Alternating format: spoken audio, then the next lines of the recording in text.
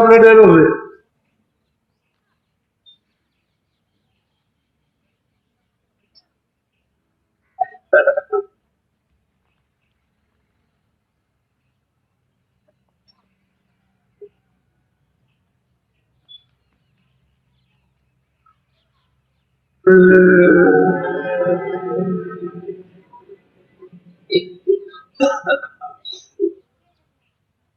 जय गुरुदेव,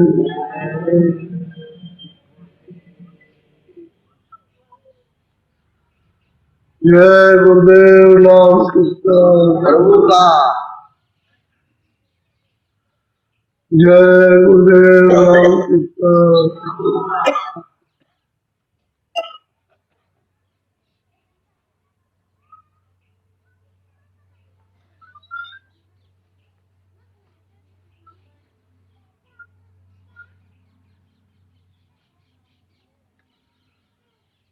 ये मनुष्य अनमोल है।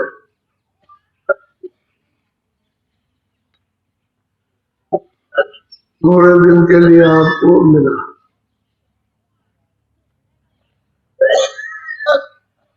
इसमें विशेष कर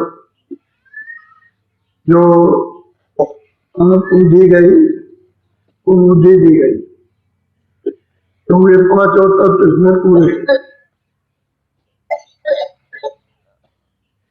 हमको ये सबको सोचना चाहिए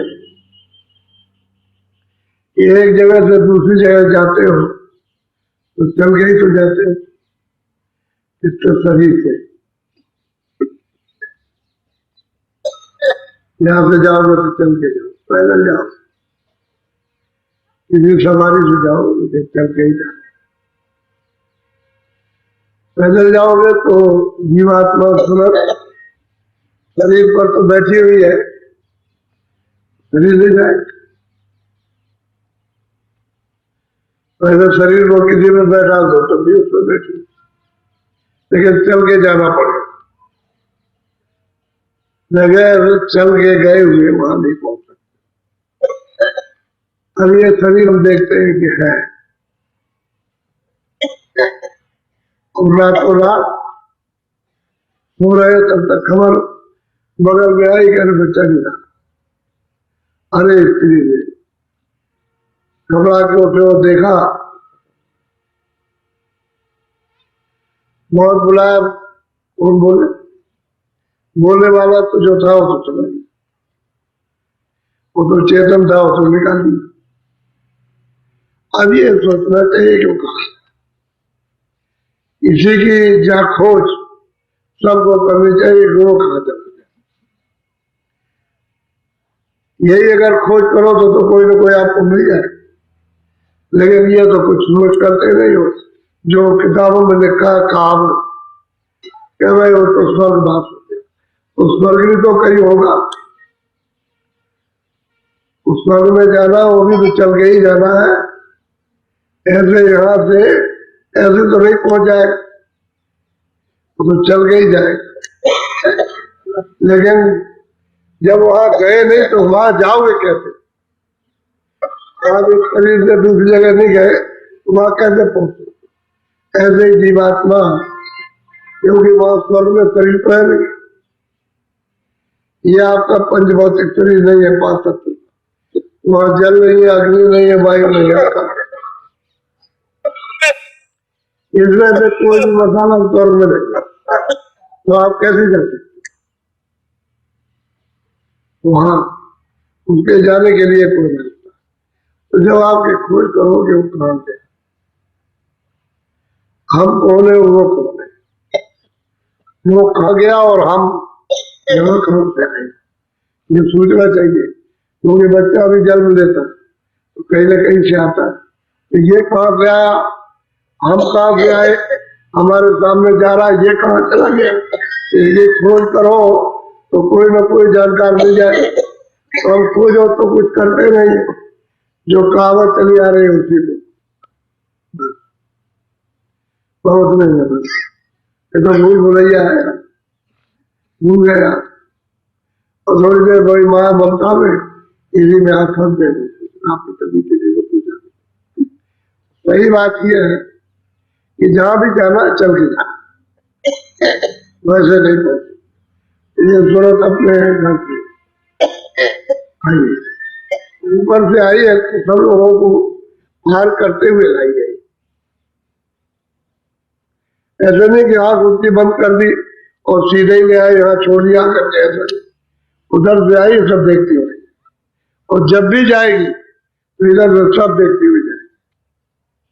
जहाँ स्वर्ग है उसको भी देखेगी, वैकुंठ है उसको भी देखेगी, ईश्वर लोग उसको भी, ब्रह्मांड उसको भी देखेगी, ऊपर है उसको, पार ब्रह्मांड को भी देखेगी, देखती हुई जाएगी, देखती हुई आएगी। अब यहाँ आ गई तो भूल भूल आपको इतना सम्मान दिया गया, हर तरह का सामान शरीर के लिए, ये आपका ध्यान रखते, इसको उठाकर ये रखा, इसको उठाकर ये, इसको उठाकर ये, इसी में आपका ध्यान बढ़ गया, सुख सुविधा में बढ़ गया। जब ध्यान उधर से बढ़ गया तो आपका उधर से टूट गया, ज्ञान टूट गया, जो बोध था वो अभी इसमें फंस गया। इसको इधर ये मेला है, चल रहा है, किसी को तो रास्ता गए आप, जब रास्ता भूल गया तो कुछ चाहिए, क्योंकि ये तो अपना भी घर नहीं है, यह आपका भी, यहाँ किसी का घर नहीं, कोई भी आया उसका घर है तो परदेश, और जहाँ घर है वहां और बहुत मेहनत करो, बहुत परिश्रम करो, बहुत तप करो, बहुत दान पुण्य करो, बहुत अपने शरीर को गला दो, सब काम करो तो आपको स्वर्ग मिल जाए। लेकिन फिर भी तो आप आ गए वापस, फिर वही सधरने का कोई सामर्थ्य मिल गया, कम और ज्यादा, तो उसी में रखने में फिर वहां भी नहीं फिर जा सकते। इस तरह से सुनते जितनी भी आई है सब सामान पा करके इस शरीर में भूल गए और शरीर का सामान पाया। इसमें कोई सूरत का सामान या सूरत का धन इसमें नहीं है, ये जो कुछ भी है शरीर संबंधी, जिस तत्व का शरीर है उसी तत्व का सामान, उसी के धन में मजबूर लगे, आप छोड़ दीजिए जबरदस्ती। यदि ये आपको मालूम होता है क्षणों के लिए कि हमारा नहीं है, यहाँ कोई हाथ नहीं लगा सकता, ले नहीं जा सकता, जा नहीं सकता, कोई कहेगा हम ले आएंगे या ले जाएंगे, कोई कुछ नहीं। इस सब सामने बिल्कुल देख रहा और आपको इसका बोध होता है थोड़े समय के लिए, लेकिन इससे ये उठवाया कहाँ पर, जैसे किसी तालाब में बहुत काई फैली हो और पानी न दिखाई देता हो तो आप क्या करोगे, घड़े को जोर से मारोगे, जैसे ही मारोगे तो क्या फट जाएगी, कहीं फट जाएगी, पानी दिखाई देगा, घड़ा उसमें बोर दो और पानी भर लो, जैसे ही घड़ा ऊपर आया फिर कहीं बराबर हो गई। ठीक आवरण इसी तरह से महात्माओं का जब आपको सत्संग मिलता तो बिल्कुल ऐसा मालूम होता है, कहीं फट जाती, यदि कर्मों के पर्दे फटते हैं तो उस वक्त में आपको बोध होता है, और जैसे ही जरा सा हटे सामने से तो फिर वैसे फिर शून्य हो जाता है, अवोध हो जाता। ठीक है, ही दशा सब महात्माओं अपने अपने समय काल जब जब वो आए जीवों को सब, ये नहीं कि विधि उनकी भाषा कुछ भी रही हो, लेकिन विधि एक ही नहीं, रास्ता एक ही। उस समय की भाषा का जो जैसे इतिहास की भाषा हो, शहर की भाषा हो, मिली जुली भाषा हो, वो तो उन्होंने किया। जैसे संस्कृत से पहले हिंदी नहीं थी, उसी संस्कृत में से हिंदी निकली, और संस्कृत में से अंग्रेजी निकली, संस्कृत में से फारसी निकली, हर एक भाषा संस्कृत में से निकली। तो बस यह है कि आपने उसको छोड़ दिया, उसको पकड़ लिया, उसको छोड़ दिया, अब वही भूल गए जो अपनी भाषा, क्योंकि वो तो भाषा सर्वदेश एक ही भाषा थी और उसका एक ही उच्चारण एक ही था। अंग्रेजी में भी वही उच्चारण होता, और फारसी में भी, और अरबी में भी वही उच्चारण होता, और संस्कृत में बस वो जो देव आपने सरल कर दिए उसका उच्चारण फुटकर हो गया। इसलिए आप तो महात्मा कभी किसी समय पर भी आए, उस समय की जो बातें होगी, जो प्रचलन में आएगी, वो लोगों को बताए, और बाद में उससे कुछ तरमीम, कुछ अदलाव बदलाव हो गया तो जो आएंगे वो फिर बताएंगे, उसमें हो सकता है, लेकिन रखता तो एक ही है, वो दूसरा रास्ता। कोई कहेगा भाई महात्मा आए थे 500 बरस पहले, तो ये बता गए थे, एक ही आने का एक ही जाने का। और रात को एक टेलीफोन आया, ये हमारी ये समझ में नहीं आया, घाट किसको कहते हैं, दोनों आंखों के बीचों बीच में सूरत बैठी है, उसके चारों तरफ मन बुद्धि चित्त बैठे हुए, उसी को घाट कहते हैं, उसी को दरवाजा कहते हैं, उसी को हरि का द्वार कहते हैं, उसी को मतलब है तिल कहते हैं, उसी को तीसरा तिल कहते हैं, उसी को एक ही चीज को आपने अपने समय पर वर्णन कर दिया। आज्ञा चक्र लिए एक उदय चक्र, इंद्रिय द्वार, नाभि कमल, हृदय, कंठ और छठवा जहाँ सूरत बैठी उसको छठा चक्र, सीधा सीधा तो आपने अपने समय में बता दिया। लेकिन घाट कहते हैं दरवाजा, गेट, उसी को गेट कहो, उसी को दरवाजा कहो, उसी को फाटक कहो, कुछ भी कहो, उसी को आप तिल कह लीजिए आप। लेकिन अब यह है कि समझाने की, उसी के चारों तरफ मन बुद्धि चित्त बैठे हुए, तो उसको इधर बचाने दो, इंद्रियों की तरफ नीचे मत उतरने दो, उसी सूरत के साथ लगा दो, जो देखने का काम और सुनने का काम, वो सूरत करने लगे और लग जाएगा तो सुनने लगेगा, देखने लगेगा। क्योंकि मन की मदद, चित्त की मदद, बुद्धि की मदद उसको मिलना चाहिए, क्योंकि पर्दा सब इन्होंने भाग दौड़ करके जमा किया, गंदगी तो इन्होंने जमा की है, इनको घाट नहीं, अब घाट नहीं आप समझ पाते। और कहते हैं कि जैसे बाहर आंखें बंद कर ली तो आंखों के बाहर का घाट तो ये, अच्छा आंख खुलेगी तब तो दिखाई देगा, ये पर्दा नहीं हटेगा तो कैसे दिखाई देगा। अब ऐसे वो पर्दा पड़ा, कर्मों का गंदगी का पर्दा पड़ा, खुलेगा तब तो अंदर दिखाई देगा, ये भी तो एक गंदा पर्दा है, ये बाहर से बंद कर लिया अभी कुछ दिखाई देगा। अब जैसे बाहर की आंखों पर गंदगी आ जाती है देखना बंद, तो गंदा ही पर्दा तो है, तो डॉक्टर के पास जाते हो, भूली हो गई, ये हो गया और वो हो गया, तो ज्यादा बड़ा आ गया, तो उसको साफ कर देता है तो दिखाई देता है। लेकिन उसकी भी तो तरकीब है, कुछ समय लगेगा, कुछ दवा डालेगा, कुछ उसकी गंदगी निकालेगा, साफ करेगा, कुछ मतलब बताएगा, जुक्ति बताएगा, तो यही बताएगा। इसी तरह से महात्मा बताते कि जैसे बाहर ऐसे अंदर की आंख, वो आंख चेतन आंख, और ये आंख जड़, इसमें जड़ का मतलब बोध होता, लेकिन प्रकाश सूरत का, क्योंकि प्रकाश को अगर नहीं देगी मतलब यह है कि तारों में, तो फिर सामने देख नहीं सकते, प्रकाश जब सिमट जाएगा उसका तो फिर नहीं आपको दिखाई देगा, वो प्रकाश देगी तो आपको दिखाई देगा। ऐसे ही अंदर में उसके ऊपर में जो आवरण आ हुआ वो तार ऊपर की, उसके मतलब ये है कि गंदे हो गए, इसलिए उसको ऊपर से दिखाई नहीं देता। तो जैसे बाहर देखते हो आंख खोल के, ऐसे ही आंख खोलो और अंदर देखने लगो तो अंदर दिखाई देने लगे। अंधे आदमी को खड़ा करो, अभी यहाँ 2-4 दिन एक अंधा आया, तो भाई तुमको बाहर से दिखाई देता है, कह लगे बाहर से तुम दिखाई, तो फिर तुम अंदर भजन करता कुछ दिखाई तो नहीं देता, अंदर से देता, अंदर से देता। जैसे बाहर की चीजें देखते हैं ऐसे अंदर से देखते, वो कैसे कहते वो तो भाई आनंद देता है, बहुत ऐसे तो कहते हैं घाट पर इधर की आंख इनको बंद करो, उलट दो, अंदर की आंख उलटने का मतलब ऊपर देखने लगा, ऊपर की तरफ में, ये नीचे देख रही दोनों आंखें और अंदर की एक आंख ऊपर देखेगी। तो बात तो समझाने की अपनी युक्ति एक ही है, उसमें कोई फर्क नहीं है। वही उन्होंने कहा था व्यास जी ने कि बड़ी आदर्श, यानी पुरुषों की, बड़े लोगों की मूर्तियां बना दो, जिनको उन्होंने समझा आदर्श पुरुष है, ये धार्मिक है, यह है, उनकी मूर्ति बना दी।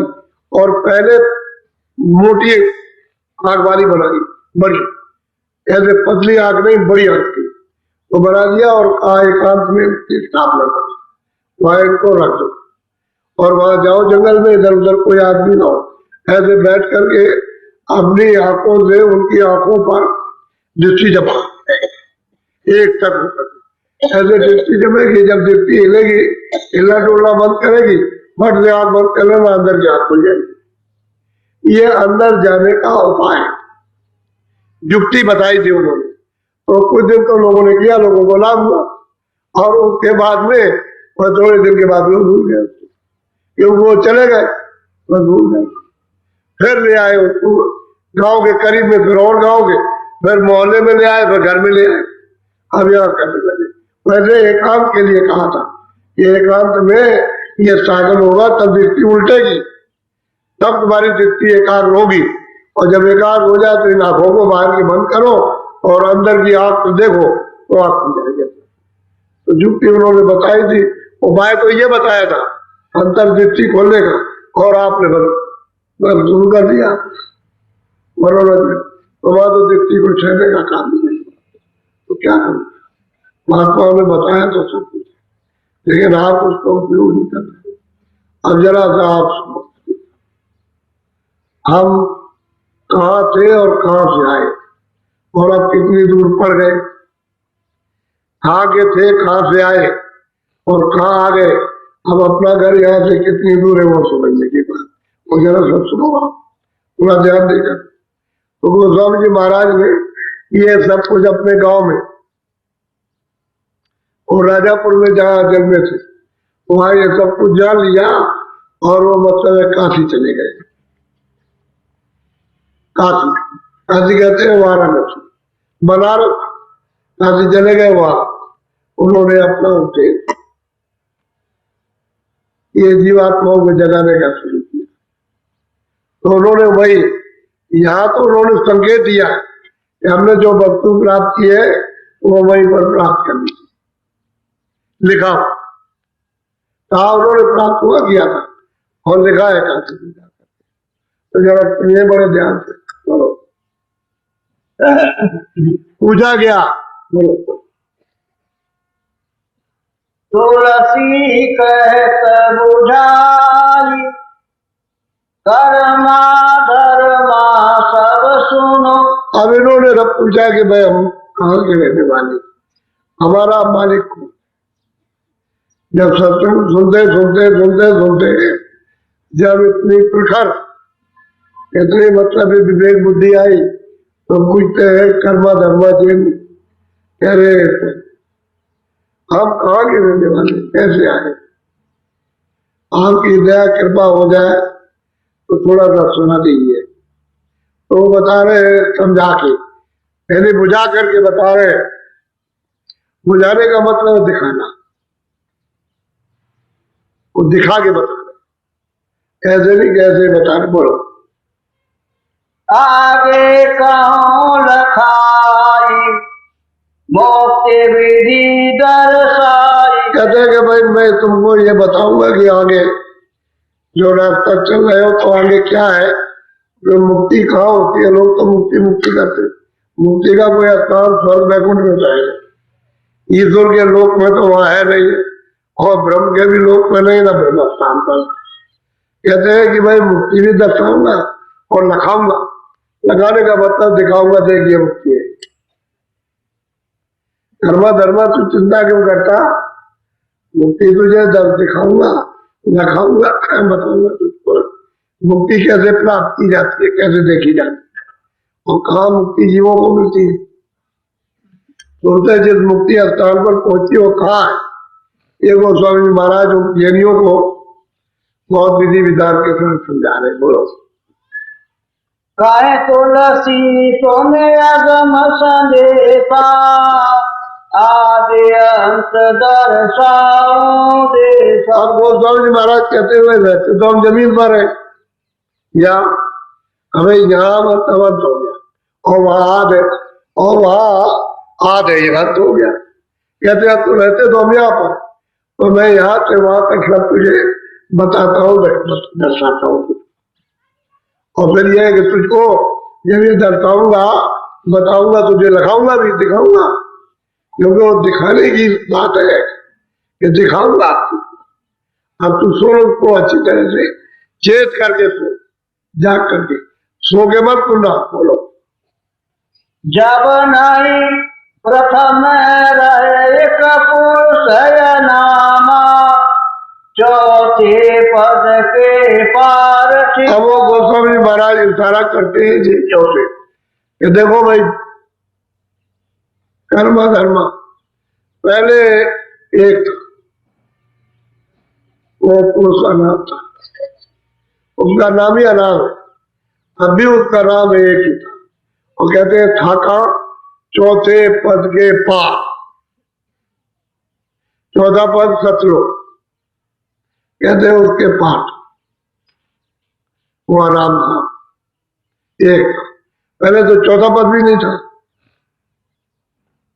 और ये जब चौथा पद नहीं था तो यहाँ तो कुछ होगा ही नहीं, पहले तो वही था। लेकिन वो बता रहे कि देख यहाँ रहते हो तो अब मैं बताता हूं कि भाई वो अनाम एक था, लेकिन वो चौथे पद के पार है। वहां चौथे पद में नहीं मिलेगा ना, इधर मिलेगा, वो पार जाओगे तब मिलेगा। तो कहते हैं मैं उसकी पूरी की पूरी आपको विवरण के साथ तुझे बताता हूँ पहले कौन था, बोलो। जब नहीं रहे गगन आकाशा, चंदा सूरज नहीं पड़ता। कहते भाई देख कर्मा धर्मा, ये सूरज, ये चांद, ये तारे, ये जमीन, ये मतलब जल, ये मतलब ये है कि आपके वायु, ये अग्नि, कहते हैं वहां ये कुछ नहीं और क्या, यहाँ कुछ कोई चीज रहती। जब ये नहीं था ये बताओ तो आप किस पर रहोगे? अरे आप कहाँ रहोगे, क्योंकि यहाँ तो कुछ था नहीं। टिकना कैसे होगा? जब है जमीन पर जमीन होगी तब आपका ये शरीर होगा तो इस पर टिको गया। तो कहते हैं आसमान भी नहीं था। अच्छा, कहते हैं चांदनी और सूरज भी नहीं थे प्रकाश करने वाले, ये कुछ भी नहीं था पहले, यहाँ कुछ भी, वही अकेला था। बोलो। धरती अग्नि न पवन निवासा, पानी जग रहे नहीं बासा। कहते हैं जगत में कोई पशु पक्षी कीड़े मकोड़े, जब जल नहीं था, थल नहीं था, ये कुछ भी नहीं था, तो कहते कोई नहीं था, न कोई जंगल न कोई पहाड़, कहते कुछ था ही नहीं। अब देखिए अभी संवत 1589 में जन्म हुआ और 1614 में काशी गए। अभी तो इन्होंने लिखा ही, और कोई ज्यादा दिन की बात थोड़ी है। थोड़े दिनों की बात, 2 दुनिया खत्म हो जाए लोग सुने आ गए। तो कहते हैं कि पहले कुछ भी नहीं था, यहाँ कुछ था ही नहीं। बोलो। पिंड ब्रह्मांड लोक नहीं होई, और लोक विधि नहीं सो। अब गोस्वामी जी महाराज कहते हैं देखो कर्मा धर्मा, ये शरीर नहीं था,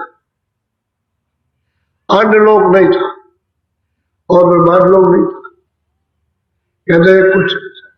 जब ये नहीं होगा तो वो अंड और मतलब ब्रह्मांड कहां से आ जाएगा?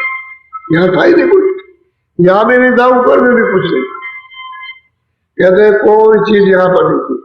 बोलो। हाँ।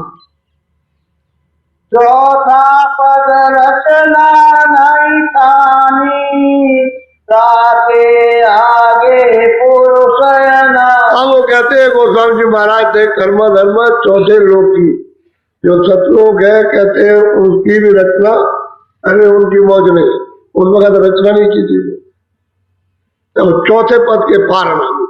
तो कहते हैं पहले वो अनामी था, चौथे पद की भी रचना नहीं हुई थी, सतलोक की भी रचना ही, जहाँ सतपुरुष है उनकी भी रचना नहीं हुई।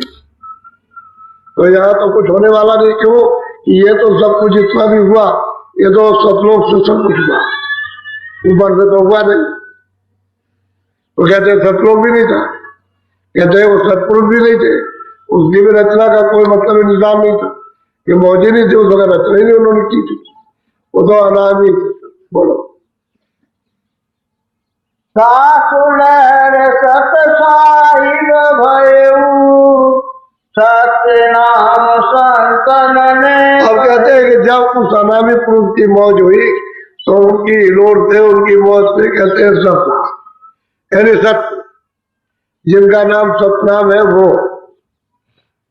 उन्होंने स्थापित किया।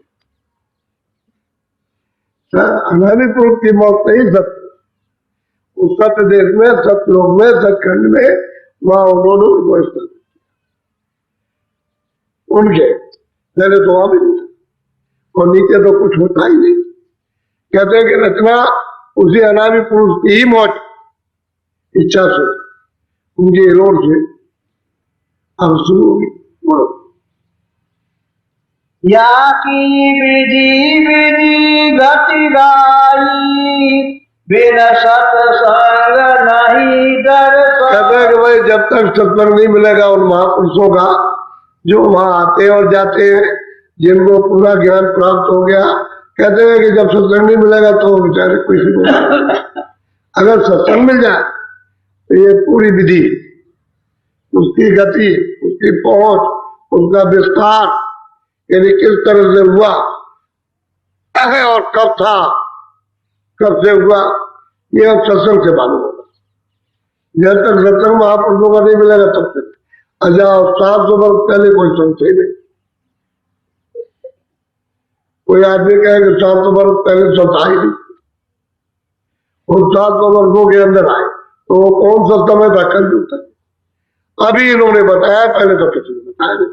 वेदों शास्त्रों में तो है नहीं, पुराण में तो है नहीं है। ये तो अभी संत आए तब उन्होंने बताया, अभी फकीर आए तब उन्होंने कहा। इसलिए फकीरों की जो किताबें संतों की है उनसे मेल खाती नहीं। वो कहते हैं कि नहीं हम नहीं मानते। अरे वो तो कहते हैं हम इसको भी मानते, आप कहते हैं हम इसको नहीं मानते। क्यों? आगे का तो आपने जाना ही नहीं, उसको देखा ही नहीं, और तुमने ये भी नहीं देखा जो इसमें लिखा है, वो भी नहीं देखा, तो आप मानोगे कैसे? तो आग के अंधे और घाट के पूरे, तो क्या करेंगे जब बुद्धि में नहीं है, जब आत्मबोध ज्ञान नहीं तो कुछ नहीं। तो कहते हैं सत्संग के बगैर कुछ नहीं हो। बोलो। हो सत्संग कहो सब लेखा, खुले ने नहीं हृदय से। कहते हैं कि भाई जब सत्संग जब मिलेगा तो कहते हैं तब उसके हृदय का, जो दोनों आंखों के बीचों बीच में, यही तो उसका हृदय। कोई हृदय तो ये नहीं है, न यहाँ गले में, न इधर नीचे नाभि में, वो तो सूरत का जो हृदय ये है। कहते हैं कि जब सत्संग मिलेगा तो ये हृदय के, तब वो नेत्र खुलेगा ऐसे। और सबके पास, यानी तीसरा नेत्र सबके पास, और सबका बंद है। और जब सबका बंद है तो सबंधे, हाँ इतने सबंधे हो, और एक अगर कुछ कहने लगे तो सब कहेंगे झूठा है। वो देख रहा और वो मतलब देखते नहीं है, इसलिए कैसे प्रतीत आएगी, विश्वास कैसे होगा? तो कहते हैं जब तक सत्संग नहीं मिलेगा तब तक हृदय का नेत्र खुलेगा नहीं। वो युक्ति बताएंगे, फिर हृदय को साफ करेंगे, शुद्धि करेंगे, मन को, बुद्धि को, चित्त को, अंतःकरण को, वो हृदय ही अंतःकरण। जहाँ सूरत बैठी है उसके चारों तरफ मन, बुद्धि, चित्त बैठे हैं, उसको साफ करेंगे। और फिर यह है कि रोकेंगे इंद्रियों के घाट पर, कि भाग भाग करके जाता है तो वहां से कुछ मिलता नहीं, तो उसको रोकेंगे और घाट पर लगाएंगे। घाट कहते हैं दरवाजा, उसी घाट पर बैठाएंगे ताकि सूरत का साथ दे और उसकी आंख खुल जाए। कहते हैं कि बिना सत्संग के हृदय का नेत्र खुल नहीं सकता, किसी का नहीं खुलेगा। बोलो। तीनों लोक पार है चौथा, ताके परे अनाथ। अब वो प्रमाण दे रहे हैं कि भाई 3 लोग हैं, एक तो ये लोक, एक अन्य लोक और एक ब्रह्मांड लोक, और उसके बाद पार ब्रह्मांड, तब जाकर के उसके परे कहते हैं सतलोक है, वो सतधाम है, जहाँ सत्य साफ रहते वहां। अब बहुत दूर है, यहाँ तो है नहीं है, और रास्ता उसका एक ही जाने का, दूसरा कोई रास्ता नहीं। अंदर तुम्हारे सबके रास्ता और उनकी डोरी पड़ी हुई है, लेकिन अब यह है कि जब तक सत्संग नहीं मिलेगा तब तक डोरी नहीं मिल सकती। उस शब्द की डोरी, नाम की डोरी, आवाज की डोरी वो जब तक नहीं मिलेगी तब तक, क्योंकि सूरज शब्द रूप है, इसमें भी शब्द है लेकिन वो शब्द से अलग हो गई, इसलिए बारी बारी आवरण में फिरती है। अगर वो शब्द उसको मिल जाए और अपनी चेतनता को पकड़ ले तो इससे निकल जाए, और शब्द नहीं मिलता उसको, वो डोरी नहीं मिलती है, तो कहते हैं बिना सत्संग के वो जगह की नहीं। तो कहते हैं कि भाई तीन लोग के पार चौथा है। अब तीन लोग ईश्वर का लोग, ये यहाँ मृत लोग, उसके बाद जो मतलब है कि ब्रह्मांड है, और उसके परे पार ब्रह्मांड, तब जाकर के सत्य देश है। तो कहते हो तो सत्य देश तो इसके पार है, ये सब तो वही सत्य देश ही से हुआ, अनामी धाम से भी नहीं कुछ हुआ, सब सत्पुरुष की मौज मर्जी के हुआ। अनामी पुरुष की तो जो मर्जी होनी थी वो तो हो गई, अब ये सत्पुरुष की मर्जी। कहते हैं चौथा धाम ये तीनों के पार है। बोलो। सासुलहर उपजा सतनामा, चौथे पद की रचना। बस कहते हैं कि उनकी जो हिलोर हुई वो अनामी पुरुष की उससे सतनाम सतनाम कहते हैं कि फिर वो रचना फिर अब उनकी जब रचना होगी तो फिर नीचे का विस्तार होगा, इनकी इच्छा से फिर नीचे सब विस्तार होगा। सुनते सतलोक से ही आएगी, सब दी जाएगी, और ये जितने भी है ये सब के सब वही से आएंगे। बोले जो आप में प्रकाश है वही उनमें है, ये नहीं कि उनका प्रकाश कम था और आपका मतलब ज्यादा है, आपका कम था, उनका सब एक ही प्रकाश में रहती थी, एक ही शक्ति में, एक ही ज्ञान में, एक ही बोध में। अब यह है कि उनको पहले भेज दिया और फिर उन्होंने इनको जब भेजा, इनको ईश्वर को, ब्रह्म को, पार ब्रह्म को, तो उसके बाद में मतलब यह है कि फिर उन्होंने तपस्या की और हमको फिर बाद में जब खुश हो गए तो हमको दिया, वही अंतर है, तो हमको नीचे उतार दिया। अब नीचे जब आए थे तो पूरा बोध था, तो उसमें कोई कमी नहीं थी किसी तरह की, लेकिन जब यहाँ फंसोगे, जब आपको अधिकार देंगे तब गड़बड़ी हो जाएगी, तब आपका सब छिन जाएगा, लुट जाओगे आप मैदान में। जैसे कोई आदमी बहुत धनधाम रहता, मैदान में लुट गया, उसके बाद कुछ नहीं रह गया, ऐसे फिर लुट जाओगे, ज्ञान लुट जाएगा, शक्ति लुट जाएगी, आनंद लुट जाएगा, और सूरज का जो प्रकाश था वो लुट गया, और बस आप आवरण में आ गए।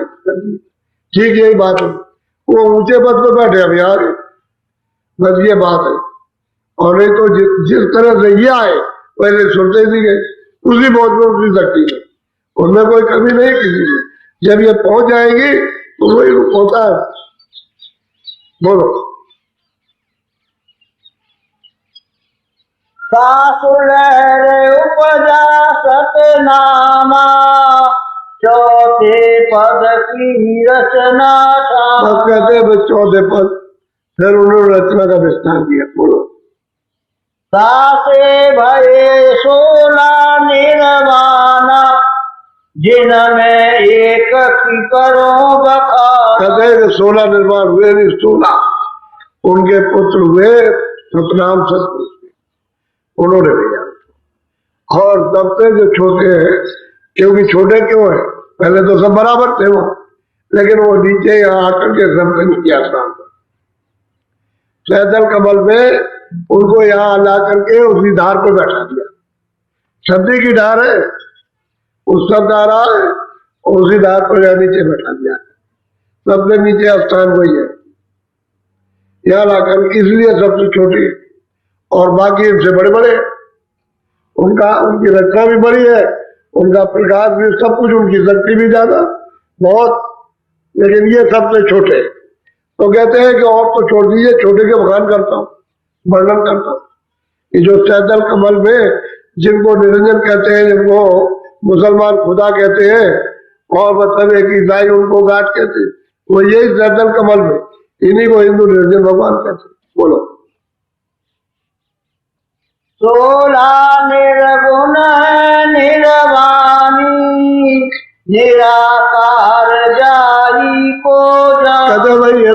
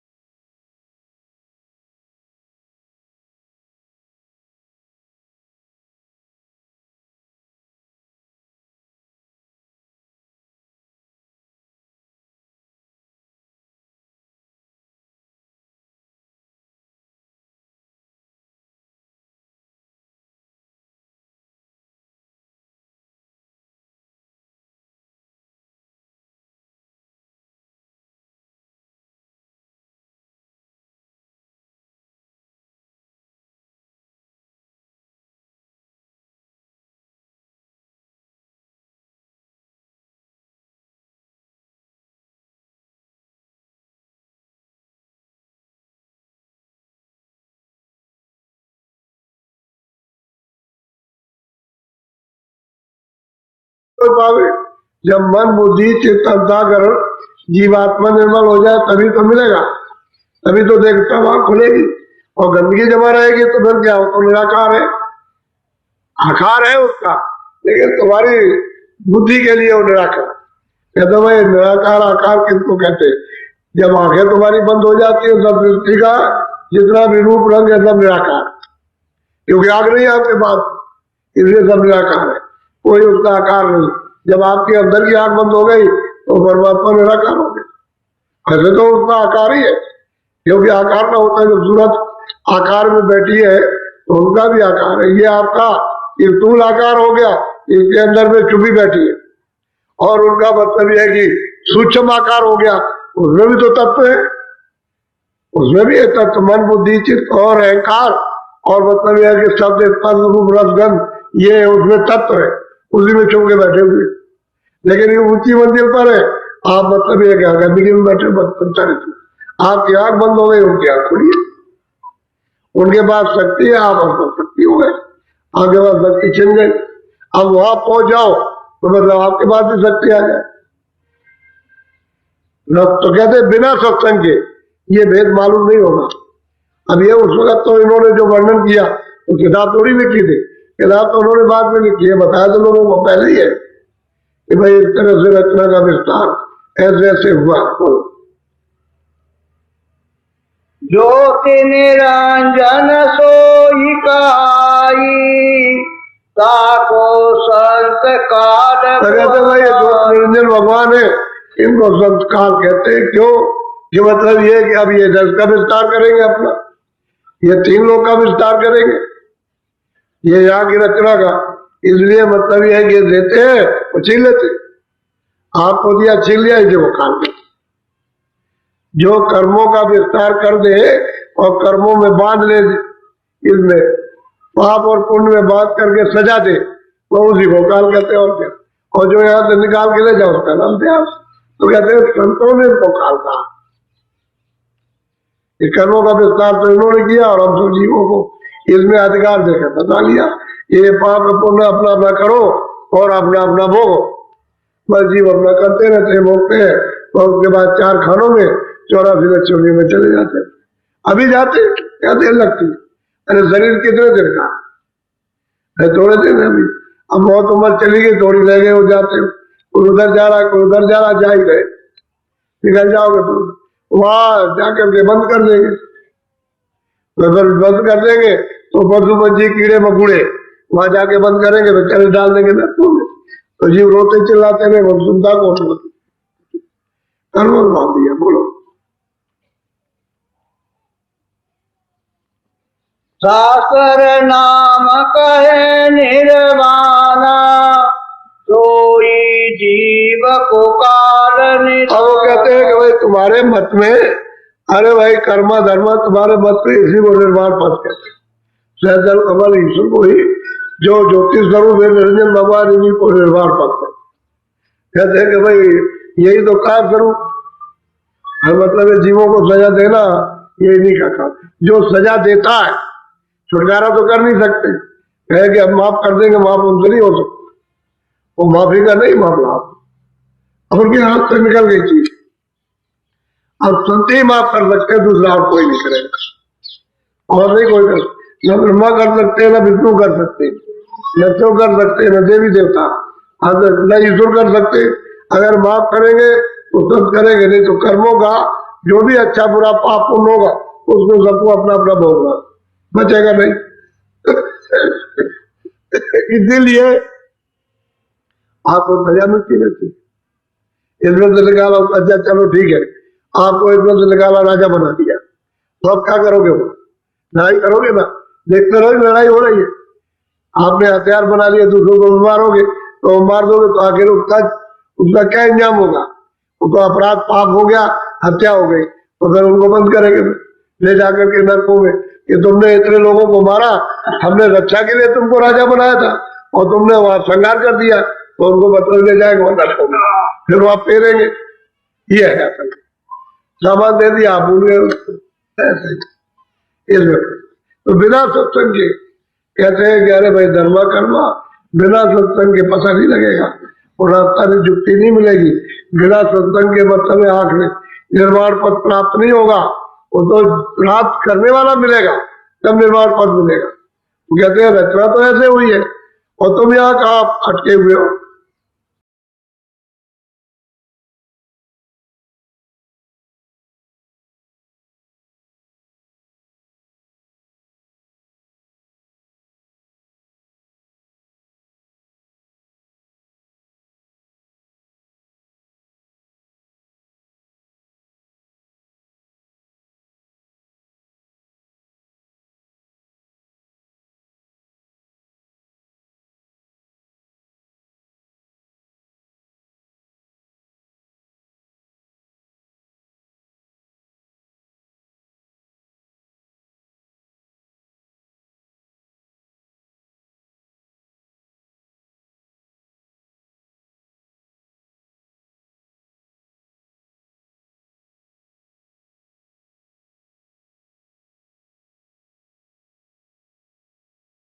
चलो मैं तुम ले चलो, कोई काम मत करो, इधर प्रेम करो, इधर काम उतना ही करो जितना शरीर का भरण पोषण हो जाए, बस उससे ज्यादा नहीं।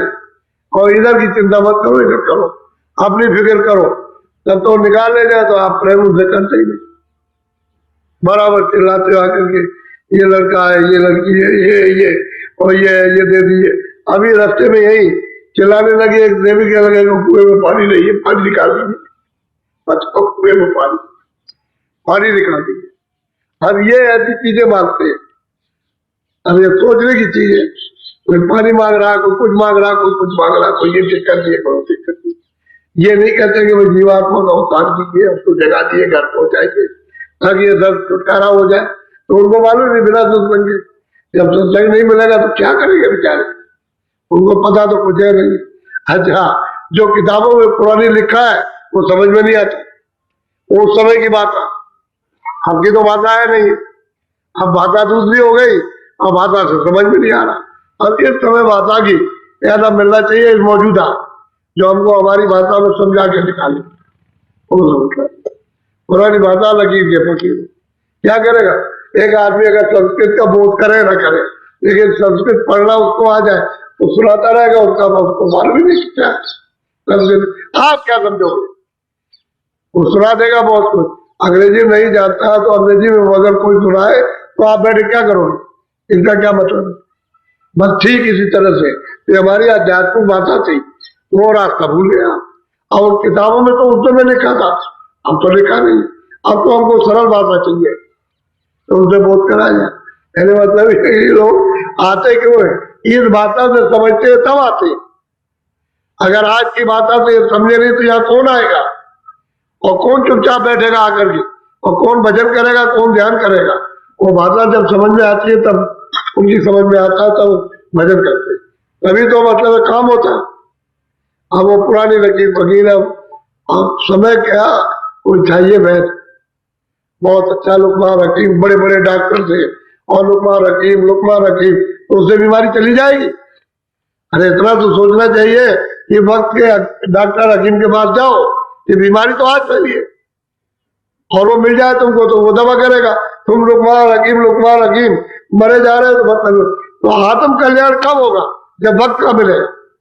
वक्त का हकीम डॉक्टर नहीं मिलेगा, जानकार, तो कल्याण नहीं हो सकता, रास्ता नहीं मिलेगा, सफाई नहीं होगी, कर्मों का नाश नहीं होगा, तो छुटकारा जीव नहीं पाएगा। असली बात तो ये है। बोलो। याने जग जम जाल पसारा, जगत बालक से स्थापना तीन। कहते हैं कि भाई इन्होंने बड़ा पसारा किया है, और इन्होंने मतलब जब जाल, ऐसा जाल बिछाया, मतलब ये है कि और ऐसा विस्तार कर दिया कि जीव बेचारे यहाँ से निकल के। अब इतना ही मौका मिला आपको मनुष्य शरीर का, ये भी निकला जा रहा, फिर कोई मौका मिलना नहीं। इन लोगों महात्माओं को मालूम है कि दोबारा मौका ये मिलेगा नहीं, क्योंकि कितने करोड़ वर्ष हो जाएंगे तब भी नहीं मिलना। तो ये मौका में तो कहते हैं भाई तुम इससे कुछ अपना काम कर लो, तो जागते नहीं, चेतते नहीं, समझते, सत्संग मिलता नहीं, क्या करें? फिर कल आपको समझाएंगे भी तो बहुत है, तो समझ लो, थोड़ा सा सुन लो, ध्यान में बैठा लो। भाई मैं ही कोई बात नहीं कहता हूँ, इतने लोगों ने भी कहा, कोई बात नहीं कह दो आपको सीधी सीधी भाषा में, लेकिन प्रमाण के साथ में मिल जाए और मजबूती हो जाती है, विश्वास हो जाता है। ये नहीं भाई कोई अपनी तरफ से बात नहीं हो रही है, जो महापुरुष से मतलब ये कि लोगों को दे करके गए वो रास्ता ठीक है। अब भैया है कि उनका बोधाप बोलो जय गुरुदेव। तो भाई आपने कहा था जोरदार कि देखो सब लोग सरकारी लोग नामदान पहले नहीं, पहले सत्संग सुनो और बताए कि भाई शाकाहारी रहो तो सुधार करो। जब इस शरीर को आप खराब कर लोगे ये खून चलायमान हो जाएगा, जब चलायमान तो मन बुद्धि और ये चीज तो ये सब चलायमान हो जाएंगे, ये इंद्रियों की तरफ विकारों की तरफ दौड़ेंगे, तो उस समय पर कोई एकाग्रता आई।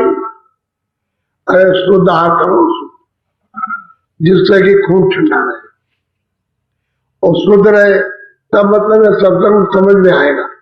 सुनोगे बैठ करके तो एकाग्रता है कि फिर मन नहीं दौड़ेगा, और सत्संग सुन लोगे उसके बाद जब नामदान लोगे तो भजन होगा। आप आए भी सत्संग पूरा नहीं कहते, भजन 20-20 साल हो गए मेरे पास और यहाँ लौट के नहीं आए और ये कह के गए मैं भजन करूंगा, तो उन्होंने नामदान ले लिया और चले गए और 20 साल के बाद लौट करके आए। मैंने भाई तुम तो बिल्कुल एकदम सफेद हो गए, अभी तक कहाँ रहे? वो ये समझते होंगे बाबा जी 20 साल के बाद हमको भूल जाएंगे, मैं अभी तक कहाँ रहे? कह रहे मैं इसमें फंस गया उसमें, तो अब क्या कर सकते हैं बताओ?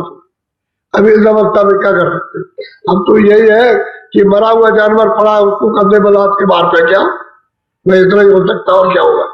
यदि 20 साल पता ही नहीं, खबर नहीं है, तो उस मोह जाल में उसमें फंस गए, जाकर के उसमें पड़े रहे और गोते लेते रहे। कोई जब नहीं मिला सहारा तो चलो वहां चलेंगे। अब असली बात ये 20-20 साल 10-10 15-15 साल हो गए।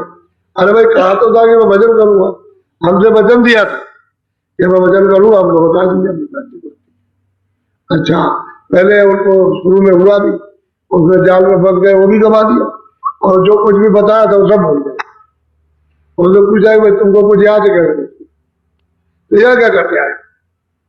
अब ये थोड़ा बहुत रह गया वही रहो, कह रहे वहां बड़ी मारा पिटी हो रही है, वहां एक रोटी नहीं देता, तो क्या यहाँ हाथी खाना बना रखा? ये दुनिया के लोग आ जाए सब यही पड़े रहे आकर के। अरे भाई वहां करो जिनको पाला पोसा है तुम्हारी सेवा करे, तो उनको जब ये बोध हो कि भाई उन्होंने हमारी सेवा की है तो मुझे भी करना चाहिए, तो वो तो क्या मिलता नहीं उनको कि भाई तुम्हारे पिता है, तुम्हारे लड़के हैं, अब तुम्हारा वक्त आ गया सेवा करने का, जब तक तुम्हारा वक्त नहीं था ये सेवा करते थे। तो ये तो सत्संग से मिलेगा, बगैर सत्संग के कुछ समझ में नहीं आता। यहाँ हमारा पीटी हो रही है, आदमी को मार दे, बच्चे को मार दे, और मार दे मतलब स्त्री को मार दे, जिसको चाहे उसको मार दे, वो झगड़ा हो रहा घर घर में, आग लगेगी कुछ फैल गया। अब ऐसे समय में सत्संग किधर मिलेगा? तो हम सोचा करते हैं कि भाई इतनी निर्मल चीज है और इतनी गंदगी में रह करके कैसे प्राप्त करें? फिर भी मालिक आपके ऊपर दया करना, गंदगी में होते हुए तो साकार हो। अरे अभी तक जो कुछ भी किया हो तो किया, लेकिन अब तो कम से कम अपना रास्ता कम से कम बना लो, तो उसकी तैयारी करो कि चलो किसी तरह से आप बचे रहे। अब आगे के लिए हम अपना जीवन कम से कम बना ले, कुछ कल्याण के लिए कुछ कर ले तैयारी। बोलो जय गुरुदेव। सुबह 6 बजे होता था, कल आपको 6:30 बजे, 6:30 बजे नहीं 6:30 तब सत्संग होगा और 1 घंटे होगा, सब लोग हाजिर हो जाए। जितने भी लोग वहां सेवा करते हैं मंदिर पर, इधर उधर सब यहाँ रहेंगे सब सत्संग का सूत्र। अच्छा अब आप बैठ जाओ, थोड़ा भजन